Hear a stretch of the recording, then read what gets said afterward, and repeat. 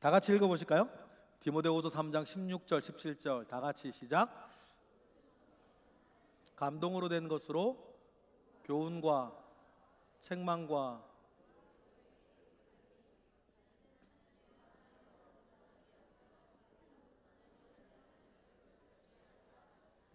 그렇죠? 첫 번째 교훈과 두 번째 책망과 바르게 함과 의로 교육하기에 유익하니 이를 통해서 두 가지를 이룬다. 제가 늘 강조하는 거잖아요. 두 가지를 이룬다. 하나님의 사람으로 온전하게 하는 것. 그리고 모든 선한 일을 행할 능력을 갖추게 하라는 거예요. 그렇죠? 교훈입니다. 책망이에요. 바르게 함입니다. 의로 교육하기예요. 이 네 가지 작용이 여러분들이 설교를 들을 때나 성경을 읽을 때 일어나야 되는 일이다. 그러니 여러분 설교를 듣는데 막 책망받는 것 같아. 그러면 기분 나쁘게 생각할 일이 아니고 하나님이 지금 나에게 역사하시는 중이라는 거예요. 분명히 하나님의 말씀 앞에 서면 교훈과 그죠? 책망과 바르게 함과 의로 교육하는 것이 유익한데 이 네 가지 작용을 통해서 하나님의 사람 여러분들로 뭐하게 하고 지금은 비록 좀 온전하지 못한 부분 구석이 많다 할지라도 온전하게 만들어주고 우리가 어떤 선한 일을 본다 하더라도 여러 가지 이유로 행할 능력이 없어서 아쉬워할 때가 있는데 그 이 네 가지 작용을 통해서 선한 일을 행할 능력도 갖추게 한다는 거예요. 뭐가요? 성경이. 모든 성경은 하나님의 감동으로 된 것으로 교훈과 책망과 바르게 함과 의로 교육하기에 유익하니 이는 하나님의 사람으로 온전하게 하고 모든 선한 일을 행할 능력을 갖추게 하려 함이라는 거. 이루는 게 뭐예요? 성경이란 말이에요. 그런데 여기서 여러분 잊지 마셔야 되는 게 뭐냐면 디모데 후서에서 말하는 이 성경은 어떤 성경이다? 구약 성경이에요. 왜요? 디모데 후서를 누가 썼어요? 사도 바울이 썼단 말이에요. 이때 신약 성경은 없었어요. 이때 신약 성경 없었단 말이에요. 아직 완성되지 않았어요. 그러면 물론 우리가 논리적으로 계속 펴나가다 보면 모든 성경이 맞게 되는 게 맞지만 사도 바울이 이 디모데후서 3장을 쓸 때에 모든 성경은 하나님의 감동으로 된 것이다. 그러니 이런 것을 한다라고 할 때 이때 등장하는 성경은 뭐예요? 구약 성경인 거예요. 시간 관계상 제가 사실은 앞에 날렸지만 그래서 오늘 유대인의 성경 타낙에 대해서 공부를 좀 하려고 그랬거든요. 그러니 여러분 오늘 우리가 에스라가 그리고 느헤미야가 구약 성경에 있는 것이니 이것이 옛날 태고적 이스라엘의 역사책이 아니라 구약에 있는 에스라와 느헤미야도 마치 모든 성경 안에 두 개의 성경으로서 이런 일들을 이루어가는 책이라는 사실을 여러분 기억하고 이제 에스라와 느헤미야를 읽으시는 거예요. 읽으시면서 교훈 많이 받으셔야 돼요. 읽으시면서 책망 많이 들으셔야 되는 겁니다. 그러면서 바르게 되셔야 돼요. 우리의 마음과 생각과 태도와 삶과 습관과 모든 것이 바르게 돼야 돼요. 어떻게 바르게? 의로 교육을 자꾸 받는 거예요. 성경으로. 그러면서 하나님의 사람으로 온전하게 되고 모든 선한 일을 행할 능력을 다른 게 주는 게 아니라 이 성경이 준다라고 하는 사실들을 기억하고 이제 우리는 구약 성경 중에 하나인 에스라 느헤미야서를 5월 6월 읽게 될 것입니다. 묵상에 나가실 거예요. 그런데 나 지금 맨 마지막에 말씀을 드리겠지만 특히나 지금 우리 거룩한 지성동교회의 상황에서는 에스라 느헤미야서가 중요한 것 같아요. 왜 그런 말씀을 드리는지 이제 좀 이따가 우리 살펴보도록 하겠습니다. 먼저 에스라 느헤미야서의 역사 이야기를 좀 해볼게요. 여러분 성경 퀴즈. 이스라엘의 긴 역사를 다루고 있는 두 권의 책이 있어요. 왕들 이야기가 나오는 두 권의 책이 있죠. 뭐예요? 하나는 열왕기상하서가 있어요.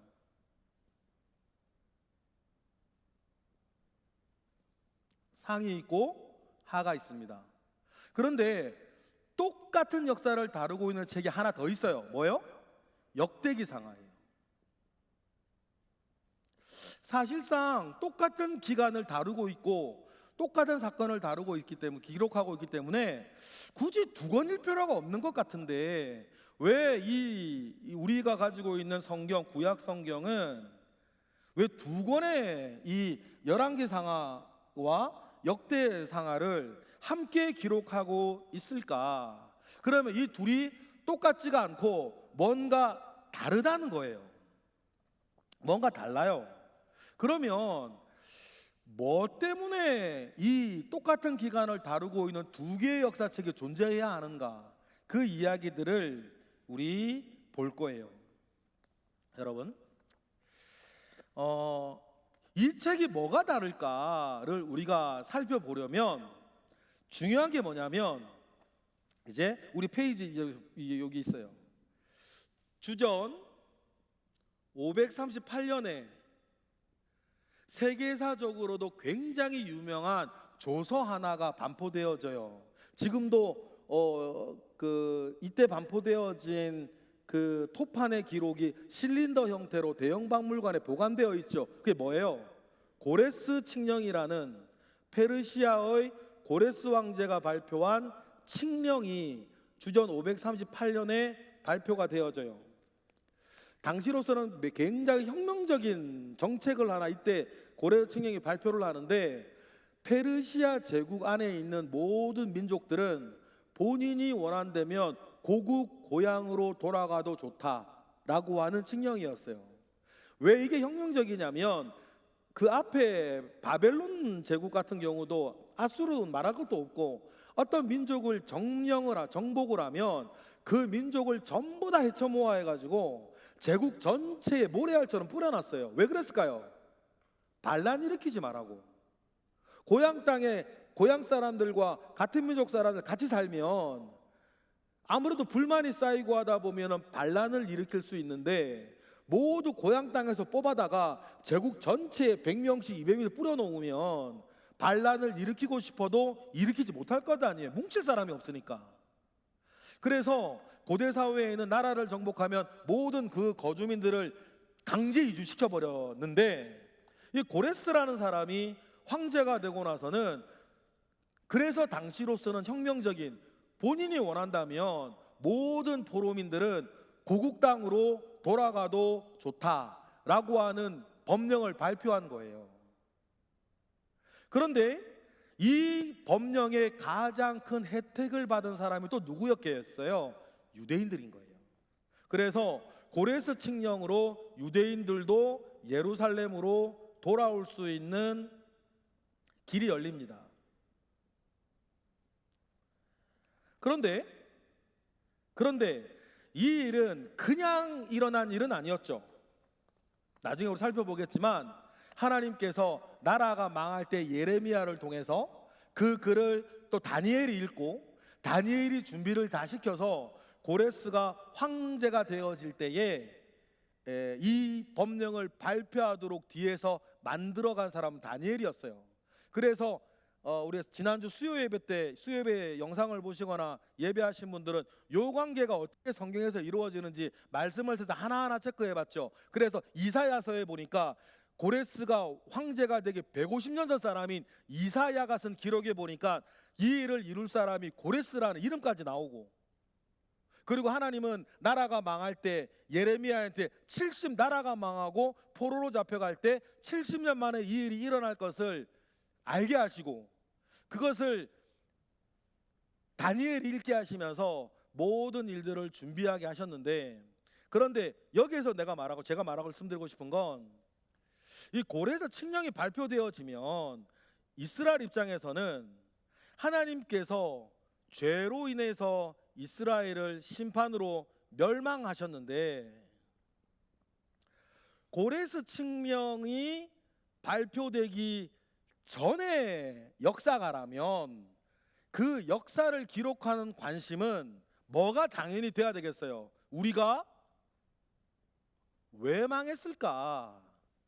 하나님이 다윗에게 이 나라는 영원할 거라고 약속을 하셨는데 우리가 왜 망했지? 그것을 밝히는 것이 중요한 과업이 되는 거예요. 하나님께서 다윗의 나라는 영원할 거라고 약속을 하셨는데 영원하지 못하고 망해버렸으니까 왜 우리가 망해도 싼지를 밝혀줘야 되는 거예요. 그래야지 신앙이 무너지지 않아요.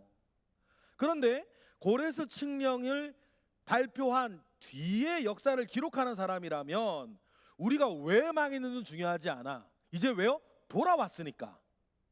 이때부터 중요한 건 뭐냐면 이제 우리는 뭘 해야 되는가? 망해서 돌아왔으니까 우리가 뭘 해야 되는가? 그 관점에서 역사를 기록하게 되는 거예요. 그러면 열왕기 상하서가 있고 역대기 상하서가 있을 때 한 권은 고레스 칙령이 발표되기 전이고 한 권은 고레스 칙령이 발표된 뒤의 책인 거예요. 그러면 동일한 시대를 기록할 때에도 한 권은 우리가 왜 망했냐, 왜 우리가 망할 수밖에 없는 민족이었냐를 밝히는 책이 둘 중에 한 권이고 나머지 한 권은 동일한 시대를 기록을 한다 하더라도 왜 망했냐 중요하지 않아. 이제 우리가 돌아왔으니 이제 우리는 어떻게 해야 되는가? 그 관점에서 역사를 기록하는 거예요. 그러면 둘 중에서 어떤 책이 고레스 칙령을 알고 있고 어떤 책은 고레스 칙령을 모르고 있는지를 우리가 살펴보면 되는데 쉬워요. 그 책의 제일 마지막을 읽어보면 돼요. 제일 먼저 읽어보겠습니다. 우리 성경 찾아보실래요? 성경 열왕기 상하서의 마지막 하를 찾아볼게요. 열왕기 하 찾아보시겠어요? 성경책을 다 찾으셔야 될 것 같아요. 열왕기 하의 25장인데 열왕기 하의 마지막 장면 열왕기하 25장 27절부터 우리 다 같이 읽어보겠습니다. 다 찾으셨나요? 열왕기하 25장 27절 마지막 열왕기 상하의 마지막 부분이죠. 다 같이 읽겠습니다. 시작.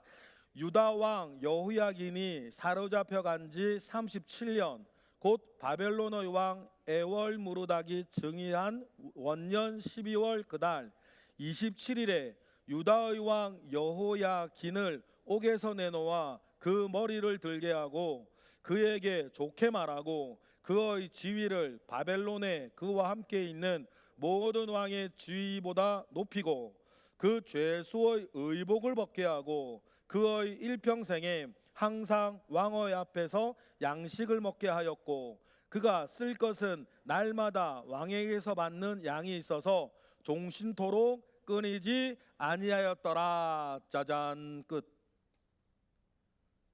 일단 고레스 관련 얘기는 없어요. 그런데 완전히 비극적인 건 아닌 게 유다의 왕이 감옥에 있다가 이제 어떤 일이 있었는지 모르겠지만 감옥에서 불러내어져서 늘 왕 앞에서 밥 먹게 했다. 그래서 이제 뭐 이게 밥 먹는다는 게 그냥 밥만 먹는 게 아니에요. 많은 걸 회복시켜 준다는 얘기죠. 그렇게 끝나요. 그러면 우리 역대상하서의 마지막 부분 보실까요? 뒤에 나오죠. 역대상하서 역대하 36장 20절부터 사로잡혀가는 장면이 나오네요. 역대하 36장 20절부터 읽어보겠습니다. 23절 끝까지 시작. 칼에서 살아남은 자를 그가 바벨론으로 사로잡아가매 무리가 거기서 갈대아 왕과 그의 자손의 노예가 되어 바사국이 통치할 때까지 이르니라. 이에 토지가 황폐하여 땅이 안식년을 누림같이 안식하여 70년을 지났으니 여호와께서 예레미야 입으로 하신 말씀이 이루어졌더라. 바사왕 고레스왕 원년에 여호와께서 예레미야 입으로 하신 말씀을 이루시려고 여호와께서 바사의 고레스 왕의 마음을 감동시키심에 그가 온 나라에 공포도 하고 조소도 내려 이르되 바사의 계속 읽어주세요. 네.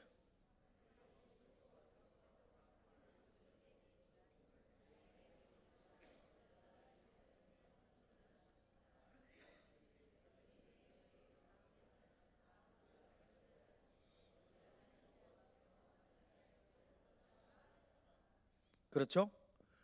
역대상하서에서 역대하의 마지막 내용을 보니까 역대상하서를 기록한 사람 뭘 알아요? 고레스 진영이 발표됐다는 것을 알고 나서 역대상하서를 쓰는 거예요.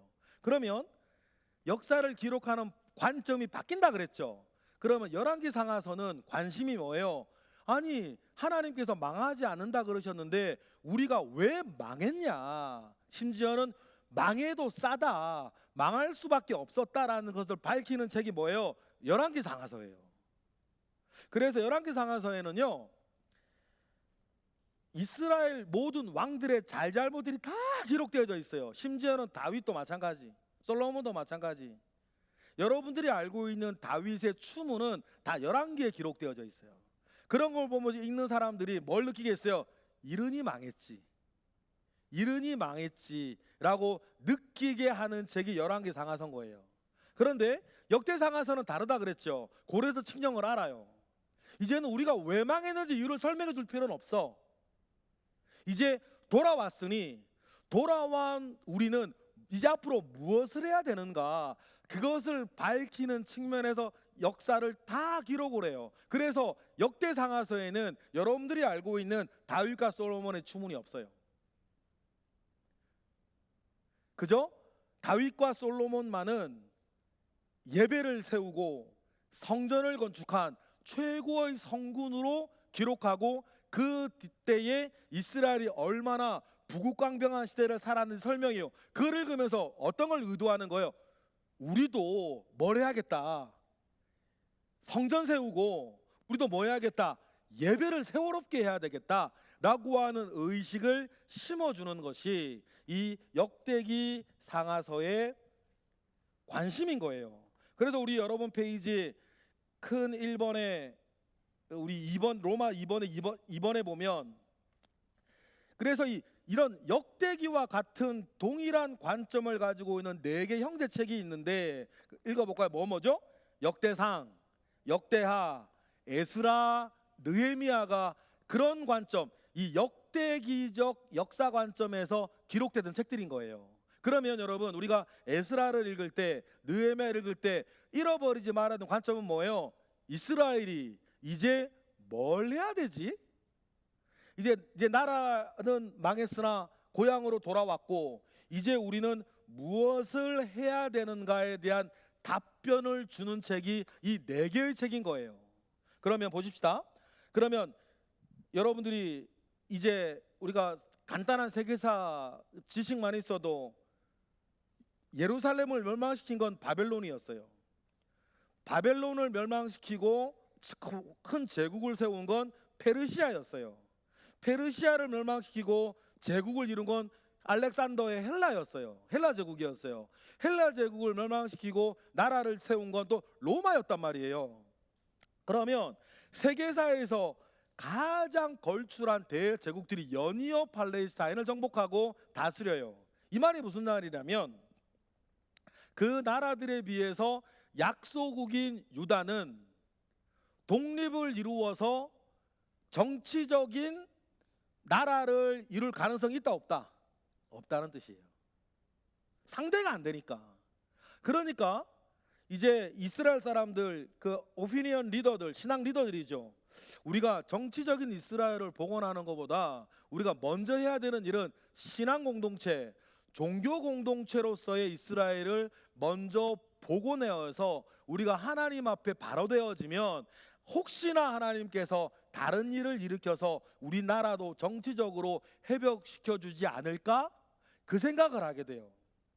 그러면서 우리가 강의 안에 보시면, 그래서 이제 정치 공동체로서가 아니라 신앙 공동체의 이스라엘을 회복하는 일을 먼저 하게 되는데 거기에 대한 답들은 비슷비슷한 듯하지만 달라요. 역대상하서의 대답은 뭐예요? 성전과 예배를 복원하는 거예요. 왜냐하면 이스라엘이 제일 잘 나갈 때는 성전에서 예배를 잘 드릴 때였거든. 두 번째, 에스라의 대답은 뭐냐면 성전을 성전답게, 나도 성경 읽을 거예요. 성전을 성전답게 하는 거다. 그래서 이를 위해서 에스라는 성전에 사람들을 모아 말씀을 심어주고, 그리고 이스라엘이 멸망하게 된 근원 중의 근원은 이방인과의 자폰이라는 것을 이때부터 규정하기 시작해요. 예전에는 이스라엘 사람들이 이방인을 괄시하거나 이방인과 결혼하는 걸 막는 일들을 하지 않았어요. 그런데 에스라 때에 오면 이스라엘이 왜 그렇게 망가졌었지? 그런 우상 숭배나 각종 죄악들의 뿌리는 뭐였지? 보니까 솔로몬을 비롯하여서 이방 여인들하고 결혼이었던 거예요. 이방 여인이 결혼해서 시집 올 때에 몸만 오는 게 아니라 뭐도 가지고 와? 우상도 가지고 오는 거예요. 그런데 이방의 여러 다른 종교도 고대 종교 마찬가지인데 지금도 마찬가지. 다른 모든 종교의 특징은요, 사람의 욕망을 달래주게 돼 있어요. 근데 꼭 기독교만 자꾸 하지 말래, 자꾸 하래, 이게 막 부담스럽게 다가와요. 그런데 다른 종교들은요, 사람이 만든 종교라 그런 거예요. 사람이 만든 종교는 다 사람을 위해 줘요. 그러니까 여러분 바알 신앙 이런 데도 우리 결혼하고 3, 40년 지나면 뭐 다 자기 와이프들 할머니 되고 뚱뚱하고 배 나오고, 그런데 바알 신전에 가면 아이들 같은 여자아이들이 뻘개 벗고 나와가지고 막 이렇게 끌어안고 얼마나 좋아.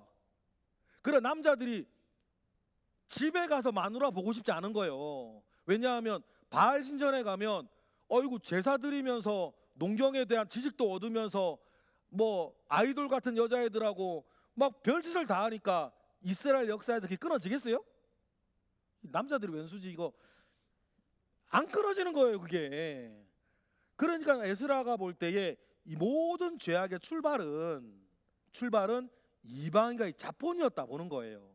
그래서 성전을 성전답게 하는 것과 이때부터 강하게 모든 유대인들은 이방인들을 상대도 하지 마라, 결혼은 고사하고 상대도 하지 말게 하는데, 그 전통이 어디까지 와? 예수님 때까지 오는 거예요. 더 악독하게 오죠. 그리고 느헤미야의 대답도 마찬가지예요. 느헤미야의 대답은 성벽을 쌓는 것과 역시 뭐예요? 자폰을 금지하는 거예요. 그러면 우리가 역사 스토리 안에서 에스라를 다시 보면 우리 요거 좀 보실 필요가 있어요. 하나님이 이건 짝 맞춰 나가시는 걸 참 잘하시는데 보세요. 여러분, 남유다는 다른 나라와 달리 크게 3번 망하거든요. 다른 나라는 망할 때 한 번 망하고 끝인데, 남유다는 1차, 2차, 3차 나라가 3번 망해요. 그래서 605년에 한 번 망하고, 그리고 597년에 한 번 망하고, 그리고 586년에 한 번 망해요. 다 바벨론에게 망합니다. 주전이에요 다. 맨 처음 망하게 되는 건 여러분 유명한 사건이에요. 그 애굽의 바론 느고가 이제 아수르를 치러 나가는데 위대한 성군이었던 요시야가 왜 그랬는지를 좀 따져봐야 되는데 이 시간이 없고, 바론 느고를 막아서요. 그러면서 이제 요시야가 거기서 전사하고 죽죠. 그러면서 이스라엘의 비극이 시작되어져서 605년에 처음 망해서 이때 나라의 똑똑한 모든 사람들 다 잡아가요. 인재들은 다 잡아가죠. 그때 잡아간 대표적인 유명한 사람이 누구였어요? 다니엘이었어요. 이때 잡혀가요. 열 몇 살, 20대도 안 된 12, 살 됐던 것 같아요. 그리고는 바벨론의 억압 가운데에서 뒤에서 애굽하고 이렇게 짜가지고 또 이 바벨론의 반란이 일어나는데, 그때 바벨론이 다시 와가지고 이스라엘을 쳐부수는데, 이 바벨론이 가만히 보니까 남유다는 정치 중심의 사회가 아니라 종교 중심의 사회라, 정치 지도자들을 아무리 다니엘 같은 사람 붙잡아가도 나라가 기가 안 죽는다는 것을 알아요. 그래서 두 번째에는 종교 지도자들을 다 잡아가요. 그래서 이때 잡혀간 사람 중에서 제사장 지망생이었던 유명한 사람이 누구예요? 에스겔이었어요. 에스겔은 제사장 지망생이었죠. 그랬는데도 나중에 결국 안 되니까 예레미야가 활동하던 586년에 결국 그래도 안 되니까 바벨론이 와서 모든 성과 모든 성전을 다 무너뜨려 버려요. 이렇게 해서 끝나죠. 역사에서 남유다는 사라집니다.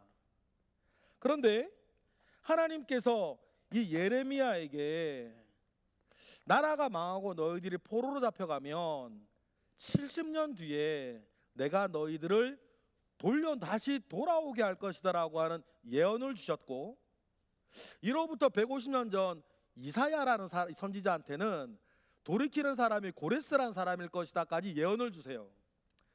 이것을 미리 포로로 잡혀가 있던 누가 읽었다고요? 다니엘이 읽어요. 다니엘이 그래서 준비를 하죠. 그리고 정말 이때를 기준으로 해서 어떤 사람이 질문하는데 586년에 망했는데 1차 포로 기한이 7년이 안 되는데요, 뭐 이런 얘기를 가끔 질문하는 사람들이 있는데, 이때를 기준으로 해서 70년이 차면 그때 뭐가 발표되는 거예요? 580 아까 고래층이 몇 년이라 그랬죠? 네, 538년 538년에 고레스가 칙령을 발표하면서 이스라엘이 돌아오게 돼요. 그래서 여러분 에스라 1장부터 6장은 고레스 칙령이 발표되어지고 있었던 그 한 23년의 사건을 이때 에스라 1장부터 6장이 기록해줘요. 자, 우리 그러면 그리고는 이제 칙령이 발표되었으니까 포로 귀환도 일어나는데 1차 포로 귀환 사건이 일어나요. 이게 에스라는 따라오지 않았지만 1차 포로 귀환의 그때의 이야기가 에스라 1장부터 6장까지 기록되어져 있어요. 근데 여기서 오해하지 마셔야 돼요. 이때 에스라는 없었어요. 이때 에스라는 제가 볼 땐 에스라는 태어나지도 않았을 때의 일을 에스라 1장부터 6장까지 기록해요. 우리 강의 안에 보니까 그래서 1차 포로 귀환 이야기가 나와요. 다 같이 읽어볼까요? 시작. 주전 538년 고레스 칙령이 발표되자 다윗의 직계 후손인 스룹바벨을 중심으로 5만 명의 이스라엘이 예루살렘으로 돌아왔다. 이때에 이들의 가장 큰 사명은 성전을 건축하는 일이었고 에스라 1장부터 6장에 다루고 있다. 왜 성전을 건축하는 최고의 사명인지 여러분 아까 말씀드렸어요. 이들은 역대기서를 기록했던 그 관점에서 살아남은 사람이기 때문이에요. 읽어볼게요. 다 같이 시작. 하지만 성전 짓는 일은 만만하지 않았어요. 그래서 23년간 성전 건축의 공방이 치열하게 일어나요. 계속 읽을게요. 주변의 이민족들이 이스라엘의 부흥을 두려워했기 때문이에요. 이때 하나님이 학계 선지자와 스가랴 선지자를 통해서 성전 건축을 독려해요. 그래서 여러분 에스라를 읽을 때 에스라 전으로 함께 사역했던 선지자 2명을 알아야 되는데 학계하고 스가랴예요. 이들은 성전을 건축하고 예배를 회복하기 위해서 1차 포로 귀환 사건이 일어났는데, 이스라엘이 부흥하면 옆에 살고 있던 민족들이 오히려 곤란해지겠죠. 그래서 집요하게 방해를 해요. 그리고 이스라엘이 겁을 먹고 성전 건축을 못합니다. 그리고 우리가 가진 것도 없고 옛날 우리가 알고 있던 들어와던 성전에 비해선 너무 보잘것없는 것들 때문에 사람들이 기가 꺾여요. 그래서 성전 건축을 포기하고 이렇게 시간만 보내고 있을 때 하나님 선지자 누구를 보냈다? 학계를 보내고 스가랴를 보내서 지체하지 말고 뭐 해라? 성전 건축 빨리 해라. 그 얘기를 해요. 그럼 그 대목을 잠깐 읽어보겠습니다. 우리 학계 1장 1에서 4절이에요. 학계서 1장 1에서 4절 다 같이 읽어보겠습니다. 시작. 다리오 왕 제2년 여섯째 달 곧 그 달 초하루에 여호와의 말씀이 선지자 학계로 말미암아 스알디엘의 아들 유다 총독 스룹바벨과 여호사닥의 아들 대제사장 여호수아에게 임하니라. 이르시되 만군의 여호와가 이같이 말하여 이르노라. 이 백성이 말하기를 여호와의 전을 건축할 시기가 이르지 아니하였다 하는지라. 여호와의 말씀이 선지자 학계에게 임하여 이르시되 이 성전이 황폐하였거늘 너희가 이때에 판벽한 집에 거주하는 것이 옳으냐? 그러므로 이제 만군의 여호와가 이같이 말하노니 너희는 너희의 행위를 살필지니라. 너희가 많이 뿌릴지라도 수확이 적으며 먹을지라도 배부르지 못하며 마실지라도 흡족하지 못하며 입어도 따뜻하지 못하며 일꾼의 싹을 받아도 그것을 구멍 뚫어진 전대에 넣는 것까지 될 거니 다른 일로 미루지 말고 바쁘다 하지 말고 먹고 살기 힘들다 그러지 말고 빨리 뭐부터 해라? 성전부터 지으라는 얘기를 하는 거예요. 학계도 마찬가지죠. 스가랴도 마찬가지죠. 스가랴 7장 9절부터 13절 잠깐 찾아보실까요?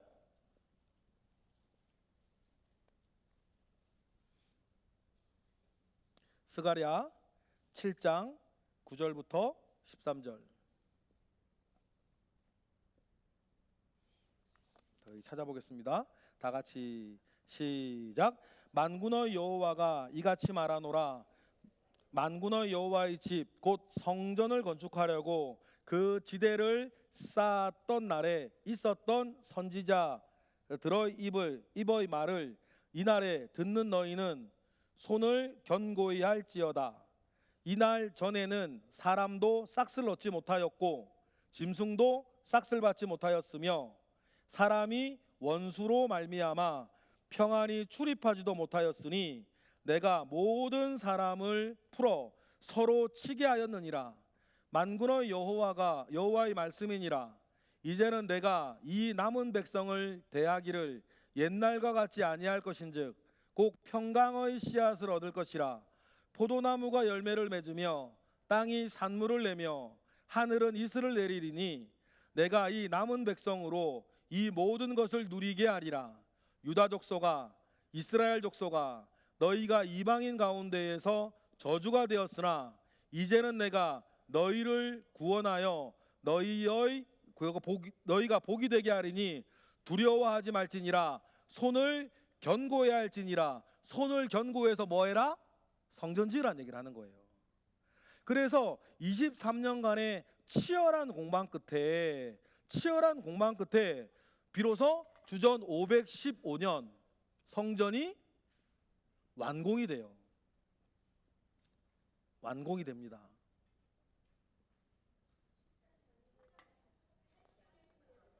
자, 8장인가요?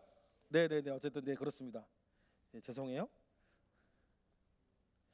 어쨌든 학개와 스가랴 선지자를 통해서 너희들이 성전을 지은다는 건 예배를 회복한다는 거예요.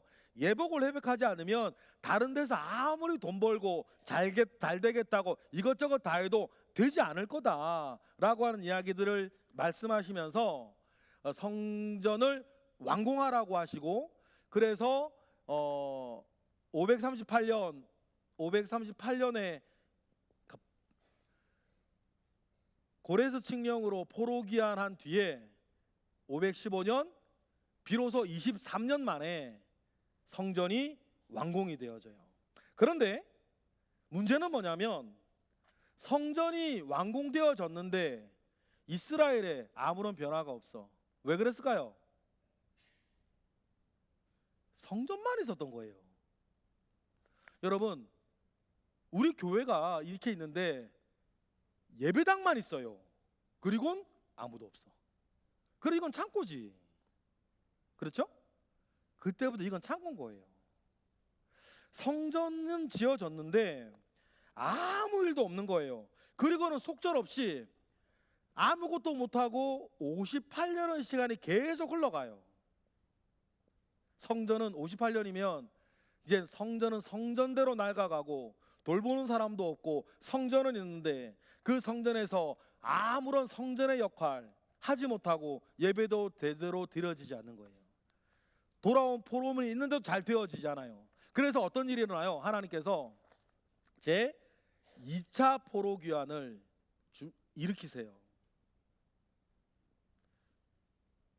1차 포로 귀환이 성전을 완공한 수룹바벨에 의해서 시작되어졌다면, 그래서 이때의 성전을 무슨 성전이라 그래요? 수룹바벨 성전이라 그러는 거예요. 솔로몬 성전, 수룹바벨 성전. 그래서 수룹바벨 성전이 완성되어졌는데 아무런 일을 하지 못하니까 하나님의 다음 준비는 뭐냐면 2차 포로 귀환이었어요.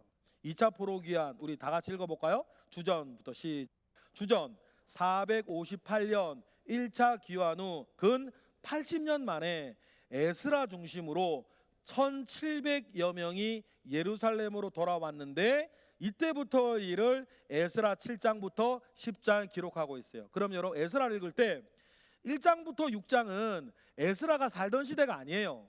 에스라가 태어나기도 전에 1차 포로기환 일어나고 성전이 완공되어지던 이야기를 에스라는 그때 없었고 옛날 이야기를 기록해 놓은 거고, 에스라 7장, 8장, 9장, 10장이 2차 포로기환 누구를 중심으로? 에스라를 중심으로 2차 포로기환이 일어나고 이때 일어난 일을 기록하고 있는 게 에스라 7장, 8장, 9장, 10장인 거예요. 그러면 성전은 이제 있는데 이름만 있고 이 성전 이제 여기서 뭘 해야 되나? 이때 에스라가 결심한 게 있어요. 이제 어떻게 할 것인가에 대한 에스라의 답변은 이 성전을 뭐로 채우는 것? 말씀으로 채우는 것이었어요. 여러분, 하나님의 말씀은 우리에게 제일 중요해요. 왜냐하면 성전이 있는데 이 성전과 이 성전의 사람들이 무엇을 어떻게 왜 해야 하는가, 그 뭐가 알려주는 거예요? 말씀이 알려주는 거거든. 여러분들이 어느 날 주일을 지키지 못하고 다른 데 가시면 이상하게 마음이 안 좋아. 왜 그래요? 여러분들이 알고 있는 말씀은 그게 아니거든. 그러니까 말씀과 안 맞는 행동을 하게 되면 이상하게 마음이 불편해지는 거예요. 이런 것들 주일 성수만 있겠어요? 우리 신앙생활 전반에 있어요. 그런데 1차 때 왜 성전은 지었는데 아무 역할을 못하냐면, 성전은 있는데 이 성전에서 우리가 뭘 어떻게 해야 되는지 채워주는 뭐가 없어? 말씀이 없는 거예요. 그럼 뭘 어떻게 하라고? 그래서 하나님께서는 아마 제가 볼 때는 구약 성경 전체에서 성경을 제일 잘하는 박사는 에스라예요. 그래서 지금 우리가 보고 있는 구약 성경의 형태를 최종으로 완성한 사람이 누굴까 했을 때 많은 사람들이 에스라를 얘기를 해요. 예를 들어서 모세오경. 모세오경은 모세가 지었는데 모세가 지었다는데 모세 죽는 얘기를 어떻게 써? 죽어서 귀신 돼서 썼나? 그러면 원래 모세가 썼던 글이나 이스라엘이 가지고 있던 모세오경의 내용을 최종적으로 완성한 다른 사람이 있다는 얘기인데 그 사람이 누굴까는 미스테리예요. 근데 많은 사람이 에스라를 꼽아요. 왜냐하면 구약 성경 전체에서 성경에 대해서 이렇게 박식하고 똑똑하게 제대로 아는 사람이 없거든. 그래서 에스라에만 성경에 붙은 별명이 뭐예요? 학사 에스라인 거예요. 뭐에 대한 학사냐면 성경 박사란 얘기예요. 그러니 그 에스라가 예루살렘 딱 왔는데 와서 보니까 아니 성전은 있는데 왜 성전이 성전 모양을 꼴을 역할을 못하지?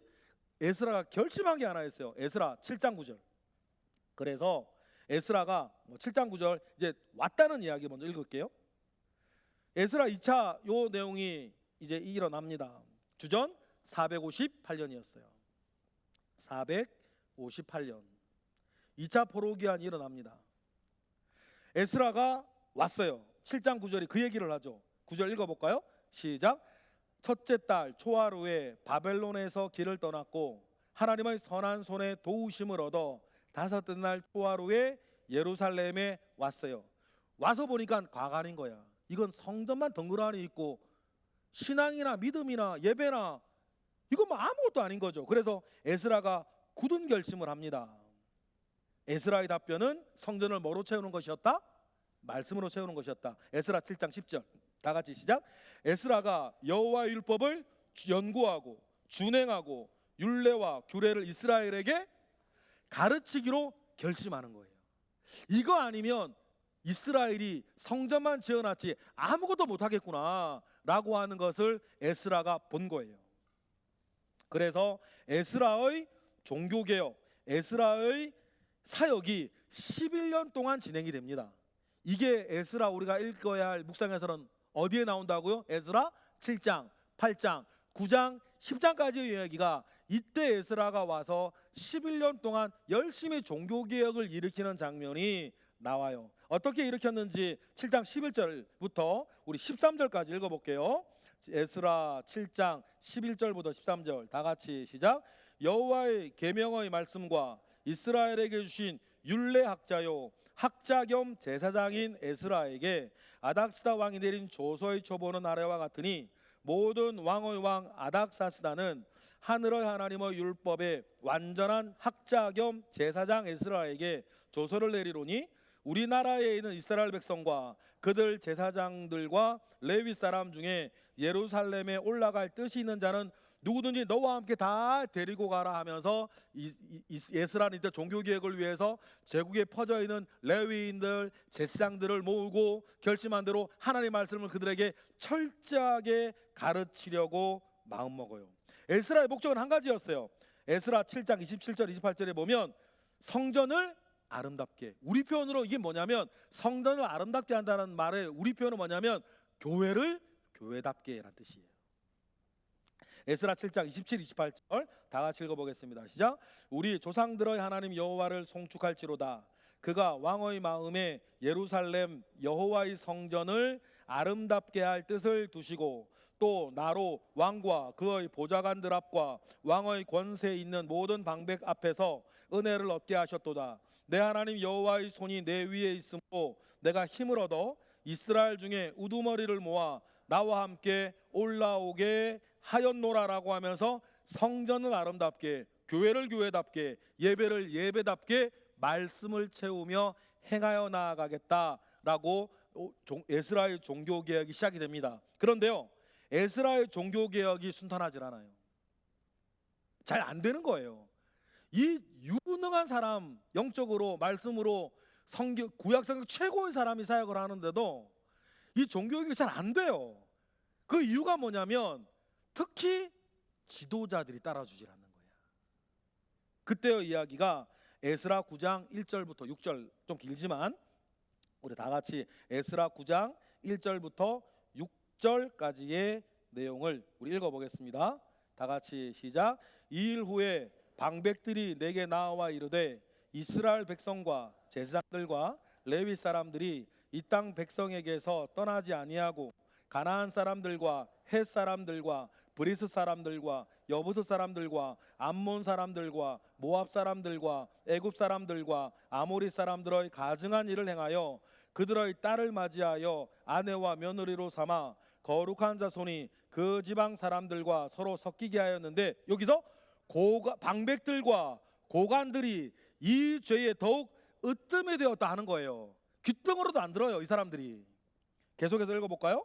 3절부터 시작.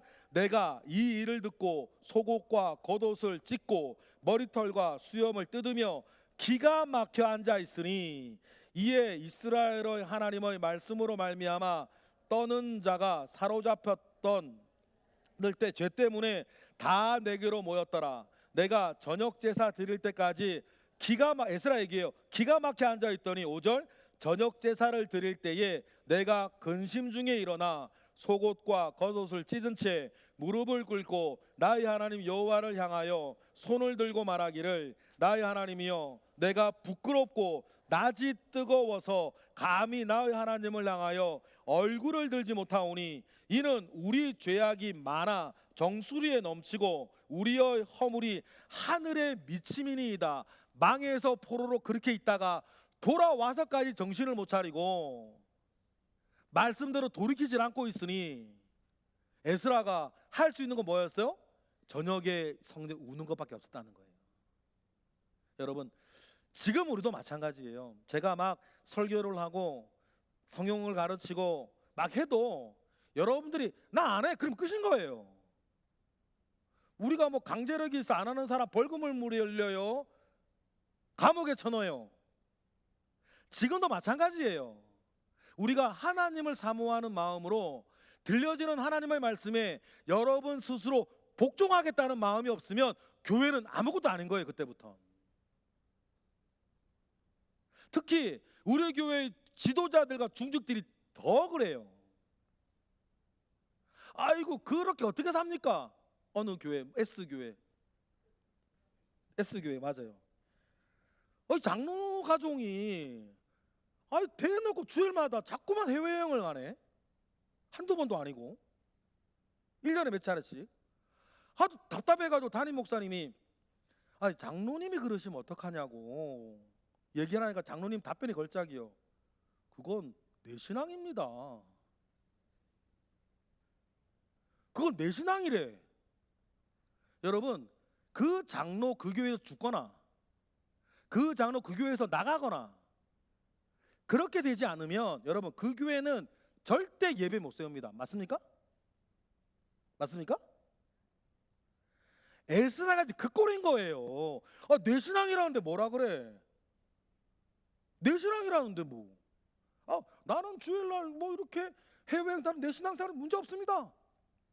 나 주님 사랑하고 뭐 천국 갈 건데 뭐. 뒤통수를 갖다가 여러분 지금도 마찬가지, 우리 교도 마찬가지예요. 제가 왜 설교를 하거나 말씀을 전할 때 제 개인 생각을 자꾸 섞지 않으려고 그러냐면 제 개인 생각을 자꾸 섞으면 여러분이 어떤 뭔가 여러분의 해석을 거기에 더할 위험이 있기 때문이에요.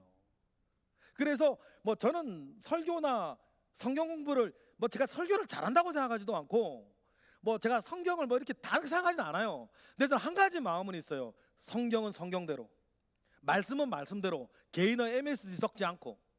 그래 때로는 여러분들한테 그렇게 전하기 때문에 좀 무겁게 다가갈 수는 있어요. 근데 제가 볼 때 그게 맞아요. 말씀은 말씀대로. 그러면 우리 교회 강단에서 말씀이 말씀대로 선포되어지면 여러분 지금 한 가지인 거예요. 복종할 거냐 말 거냐예요. 그러면 여러분 우리 교회를 교회되게 하려면 여러분 하나님을 사랑하고 주님을 사랑하고 교회를 사랑하기에 우리가 알고 있는 말씀대로 내 기분, 내 생각, 내 처지, 내 감정을 부인하고 자기를 부인하고 선포되어지는 말씀과 나를 복종시킬 때에 교회는 교회가 되고 예배는 예배가 되고 말씀은 말씀이 되고 성도는 성도가 된다. 그건 내 신앙입니다. 그랬다가는 여러분 그 담임 목사님도 그걸 때려 뭐 어떻게 벌금을 매겨 감옥에 쳐넣어. 그래도 시무장로인데 제가 볼 때 그 S교회요 잘 되기 힘들어요. 그 교회님 말을 안 S교회 잘 되기 힘듭니다. 두고 보세요. S교회 잘 되기 힘들어요. 그럼 에스라와 같이 이렇게 정말 유능한 말씀 사역자가 에스라가 페르시아 궁에서 보통 사람이었습니까? 자기가 원하는 것은 황제에게 구하면 다 받아내는 유능한 사람이었는데 그거 다 내려놓고 예루살렘에 와서 정말 죽을 듯이 사역하고 종교개혁 이루고 있는데 방백과 고관들이 그건 내 신앙이요 그러고 있으면 그러면 안 되는 거지. 그 에스라가 할 수 있는 건 뭐예요? 페르시아로 돌아가든지. 근데 감사하게 에스라가 안 돌아가. 그냥 그가 할 수 있는 뭐예요? 저녁마다 성전에 와서 하나님 앞에 우는 것밖에 없는 거예요. 뭐 저를 그런 꼴 만들지 마세요, 여러분. 끔찍해요. 저는 그런 사역 못해요. 저는 우리 성동교회가 저한테 맞는 옷이 맞아요. 제가 다른 교회 얘기 들으면요, 그런 교회 제가 가서 사역하면 전 쓰러질 것 같아요. 근데 우리 교회는 뭐라 그럴까, 이런 얘기가 좀 돼. 내 신앙입니다는 사람은 없다고. 숨어 다니는 사람은 있어도 그건 내 신앙입니다는 사람은 없어. 그래 얼마나 감사한지. 저는 그 S교회 가면 저는 뭐 바로 그냥 뇌절주고 가서 쓰러질 거예요, 저는. 그런데요, 하나님께서 에스라에게 그리고 이스라엘에게 견딜 수 있는 희망을 하나 보여주세요. 우리 교회는 아예 이런 일이 없기를 바라지만 특정 일들에 대해서 에스라의 희망이 뭐고 유대인의 희망이 뭐냐면, 에스라가 저녁에 그렇게 통곡하며 하나님 앞에 울고 있을 때 많은 숫자는 아니에요. 많은 숫자는 아닌데 같이 울어주는 사람이 모이기 시작했다는 거예요. 우리 에스라 9장 15절 읽어볼까요? 에스라 9장 15절은 에스라의 그 회개기도, 울면서 했던 기도 내용인데 에스라 9장 15절 먼저 볼게요. 다 같이 읽어보겠습니다. 시작. 이스라엘의 하나님 여호와여, 주는 의로우시니 우리가 남아 피한 것이 오늘날과 같사옵거늘 도리어 주께 범죄하였사오니 이로 말미암아 주 앞에 한 사람도 감히 서지 못하겠나이다 하고 에스라가 울어요, 저녁마다. 그런데 희망의 작은 불씨는 살아있는데 그 에스라의 기도를 듣고 저녁마다 함께 모여서 울어주는 사람 많지는 않았어요. 있는 거예요. 에스라 10장 1절부터 4절 다 같이 시작. 에스라가 하나님의 성전 앞에 엎드려 울며 기도하며 죄를 자복할 때에 많은 백성이 크게 통곡하며 이스라엘 중에서 백성의 남녀와 어린아이의 큰 무리가 그 앞에 모인지라. 엘람 자손 중 여히엘의 아들 스가냐가 에스라에게 이르되 우리가 우리 하나님께 범죄하여 이 땅 이방 여자를 맞이하여 아내로 삼았으나 이스라엘에게 아직도 소망이 있나니 곧 내 주의 교훈을 따르며 우리 하나님의 명령을 떨며 준행하는 자의 가르침을 따라 이 모든 아내와 그들의 소생을 다 내보내기로 우리 하나님과 언약을 세우고 율법대로 행할 것이라. 이는 당신이 주장할 일이니 일어나소서 우리가 도우리니 힘써 행하라고 말해주며 같이 오는 사람이 있었다 없었다? 있었다는 거예요. 근데 성경에 좀 과장법이 좀 있는데 많은 큰 무리 그런 건 아니에요. 그런 거였으면 그런 게 막 그렇게 됐으면 3차 느헤미야가 3차에서 올 필요가 없지. 그런데 분명한 건 함께 울어주고 함께 동행할 소수의 사람들이 있어서 에스라는 계속 울며 기도하며 기다릴 수 있었는데 아무것도 못하고 11년간의 종교개혁이 실패로 끝나고 에스라가 울면서 기다리는 시간이 몇 년이었다? 13년이었는데 13년을 더 기다릴 때 하나님께서 또 일을 하세요. 뭐가 일어나요? 3차 포로기환이 또 와요. 이때는 2차 때는 1700명 정도가 왔다 그랬는데 3차 포로기환 때에는 몇 명 왔는지 기록은 없어요. 그런데 1차가 스룹바벨이었고 2차가 에스라였고 3차는 누구 중심으로? 느헤미야를 중심으로 3차 포로기환이 일어납니다. 주전 읽어볼까요? 다 같이 시작. 주전 444년 총독으로 부임하는 느헤미야를 중심으로 귀환이 일어난다. 그러나 성경에 돌아온 인원에 대한 기록은 없다. 그러나 에스라의 귀환은 뭐예요? 학사 겸 에스라의 눈물에 대한 하나님의 응답이었던 거예요. 몇 년 만에 일어난 응답? 13년 만에 일어난 응답. 하나님의 준비는 느헤미야라고 하는 걸출한 그리고 너무나도 유명한 평신도 지도자였어요. 하나님은 이를 위해서 멀리서 일하고 계세요.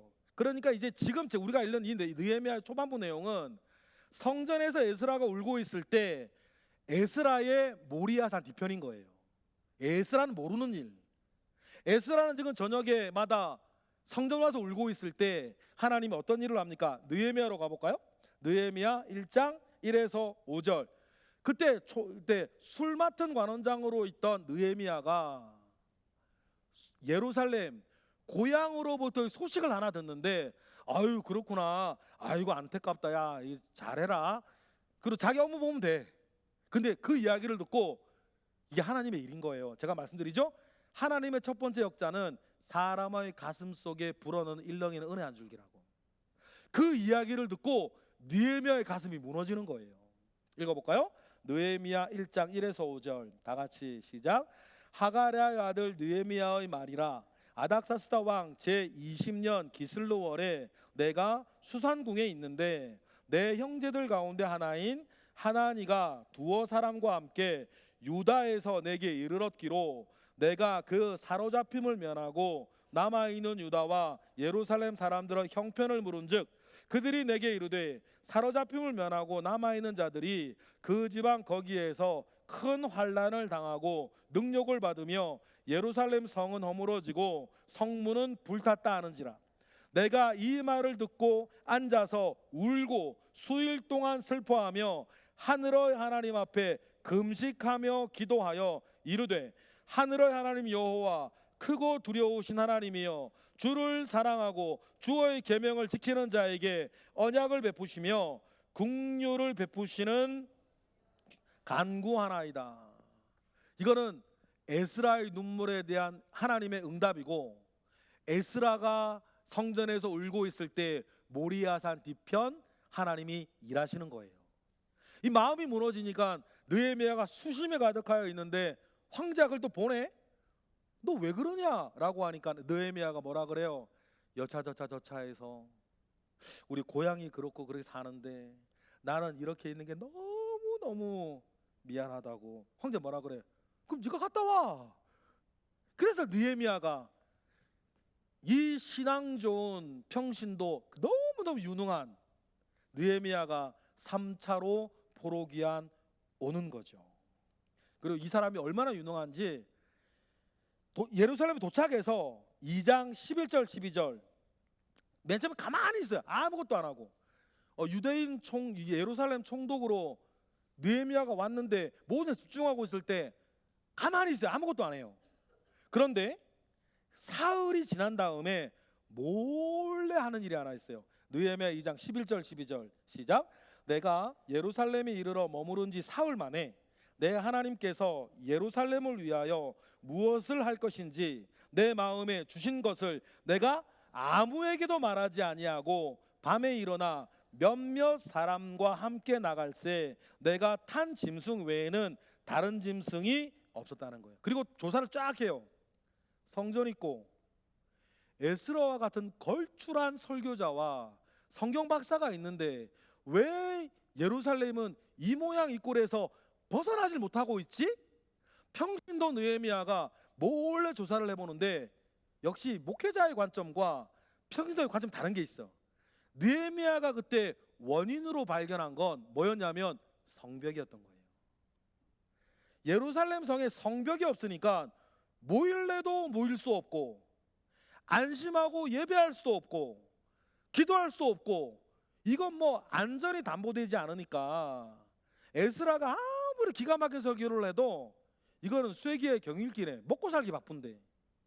이게 평신도 느헤미야의 판단이었어요. 여러분 밑에 강의 보시면 유능한 사람 느헤미야는 성전의 역할을 못하고 예배가 되지 못하는 전혀 다른 원인을 찾아내는데 그것이 뭐였다고요? 성벽이 있어야 되는 것이었다는. 조사 결과 성전의 역할을 제대로 하려면 성벽이 있어야 된다는 것이 그때까지 누구도 생각하지 못했던 거 느헤미야의 판단이었다는 거예요. 여러분 여기서 우리가 실력 얘기하는데 저는 실력에는 3요소가 있어요. 실력은요 정확한 문제의식이 있어야 돼요. 뭐가 문제냐? 정확한 문제의식이 있어야 됩니다. 그리고요 실력의 두 번째 요소 적절한 대안을 제시할 수 있어야 돼요. 대안은 누구나 제시할 수 있는데 우리의 수준과 능력과 상황에 적절한 대안을 제시할 수 있어야 실력이에요. 문제의식만 있으면 험담하는 사람으로 끝나요. 근데 제시되어지는 대안이 적절하지 못하면 냉혹한 이야기가 되는 거예요. 뜬구름 잡는 이야기. 그러니 실력의 3요소 중에 첫 번째는 적절한 문제의식, 두 번째는 정확한 문제의식, 적절한 대안 제시, 세 번째가 뭐예요? 설득력이에요. 설득력이 있어야 돼요. 말의 설득, 삶의 설득. 그런 이 세 개가 있어야 실력이 있는 건데 여러분 느헤미야에겐 이 세 개가 다 있었어요. 그래서 느헤미야는 정말 유능한 평신도였습니다. 그래서 유능한 사람 느헤미야가 나서자 그 어려운 성벽이 말이에요 순식간에 지어져요. 느헤미야 6장 15절 단 며칠 만인지 보세요. 느헤미야 6장 15절 보니까 시작. 성벽 역사가 52일 만에 엘룰럴 25일에 끝남에 이게 나오는 거예요. 여러분 느헤미야가 나서서 예루살렘 성의 성벽을 무려 52일 만에 끝내버리는 거예요.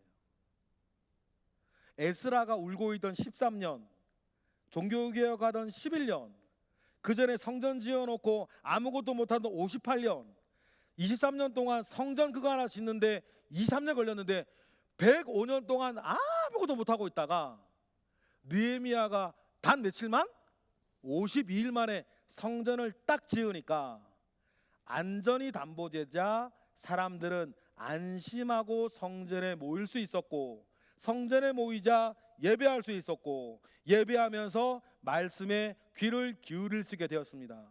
그래 말씀에 사람들이 귀를 기울이기 시작하자 이스라엘은 드디어 부흥하고 이스라엘이 살아나기 시작해요. 느헤미야 8장 1에서 4절, 그 유명한 수문앞 광장 앞에서의 부흥이 아닙니까? 그렇게 성벽이 완성되어지고 느헤미야가 비로소 에스라를 청하고 온 이스라엘 사람들을 모아서 부흥회를 합니다. 8장 1에서 4절 읽어볼까요? 시작.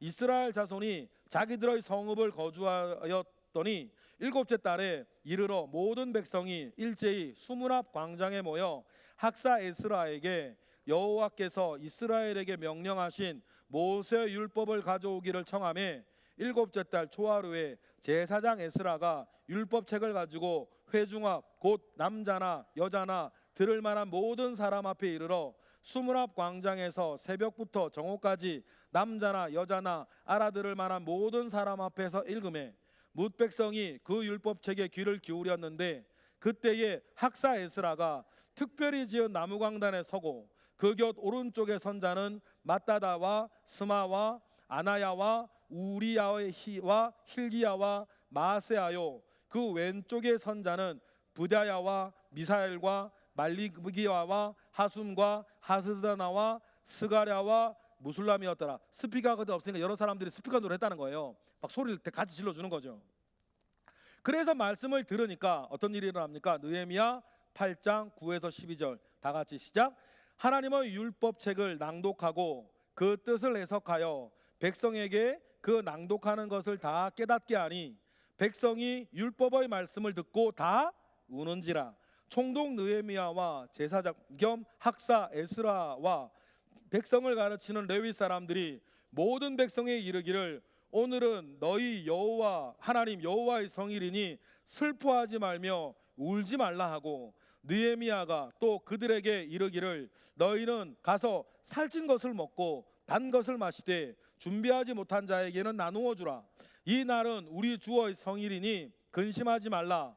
여호와로 인하여 기뻐하는 것이 너희의 힘이니라 하고, 레위 사람들도 모든 백성을 정숙하게 하여 이르기를, 오늘은 성일이니 마땅히 조용하고 근심하지 말라 하니, 모든 백성이 곧 집에 가서 먹고 마시며 나누며 주며 즐거워하니, 이는 그들이 그 읽어준 말들을 어떻게 함이라?